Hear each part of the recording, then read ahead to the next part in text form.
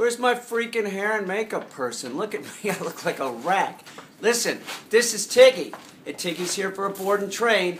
And Tiggy has some bathroom issues, and what she does is she eats her poop, right? Now, she was doing good, and then I noticed a couple times that I took her out that I thought she was going to poop. She didn't poop, and she didn't poop in her crate, so I'm worried that she's still eating her poop. She is in a crate. We are crating her, and I want to be perfectly clear. This is not the crate that we are using. We're using a much smaller crate for her, and your basic rule of thumb is that the dog needs just enough space to be able to stand up and turn around. That's it. That's all the dog needs when you're crate training it. So I just have her in here for demonstration purposes, and I want to talk about this. There's products that you can buy at pet stores that are expensive that you can add to the food to make the poop smell like something they don't want to eat. But you can also use other products that you can find at a grocery store, like canned pineapple, which this dog doesn't like canned pineapple, and you know, it's too sweet anyway.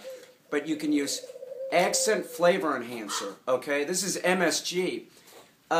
Vinny from Bark told me this like years ago. Like, I had to double check with him because I usually don't run into dogs that eat poop, and usually what starts the dog eating poop is old school housebreaking, which does not work, which is rubbing your dog's nose in the poop. That's not what this owner did, and this owner was actually using wee-wee pads essentially with all 4 dogs. So that's why they're being crate trained, because, you know, who wants the dog shitting in the house? And it's not healthy for the dog to shit in the house because they're shitting in their own den.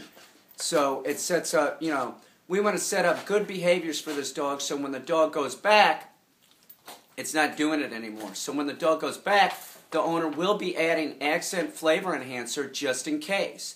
But like I said, please be assured, the crate that we are using with Tiggy, this is not it. It's much smaller, and keep that in mind. The dog just needs to be able to stand up and be able to turn around. And the dog should be able to lie down. You know, really, don't give the dog too much space. And if the dog has too much space in the crate, take up space with something like a milk crate or something. But accent flavor enhancer, give that a try. And if that doesn't work, try pineapple. And also, big deal, correct the dog. If you catch the dog eating its poop or anything on the street, it's the same thing. Correct the dog. And if you have the dog e-collar conditioned, awesome. If your dog eats chicken bones on the street, you take your dog for a walk. When you see the chicken bone, you have to be looking to make sure that the dog doesn't get it all the way back in its mouth and start chewing it. You wait until the dog just touches it with its mouth, and then you buzz the e-collar and say no. My dogs don't touch anything on the street. They only eat what I tell them to. Okay? So that's hugely important.